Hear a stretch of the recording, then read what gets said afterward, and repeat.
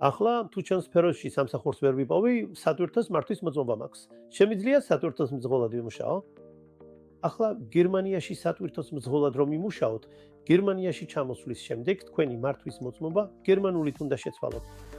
გერმანული მართვის მოწმობით შეცვლის შემდეგ შეგიძლიათ სატვირთოს მძღოლად იმუშაოთ.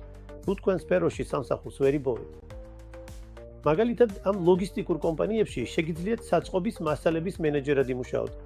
სამუშაოზე სადაც იმუშავებ, თქვენი თანამდებობა კვალიფიციური იქნება. ანუ აუცილებელი არ არის მაინც და მაინც თქვენ სფეროში იმუშაოთ. ანუ სფერო სადაც იმუშავებთ, შეიძლება იყოს მაგალითად ოფისის მენეჯმენტი ან ოსტატი.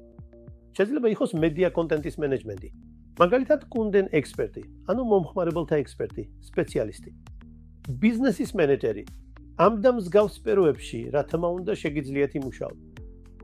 ნახეთ, ადრე ამ კანონამდე, წინა კანონით, არსებობდა მოთხოვნა 1 წელი იმ კომპანიაში გემუშავოთ და 3 წელი იმავე სექტორში. მაგრამ 29 მარტს 2023 წელს ხელმოწერილმა და 18 აგვისტოს 2023 წელს ოფიციალურ გაზეთში გამოქვეყნებულმა ამ ეგრეთ წოდებულმა Einwanderungs Gesetzმა, უცხოელთა კვალიფიციური იმიგრაციის კანონმა, ყველა ეს აკრძალვა გააუქმა. მსურველს შეუძლია იმუშაოს ნებისმიერ კომპანიაში, სასურველ თანამეგობაზე, იმ პირობით, რომ კვალიფიციური იქნება.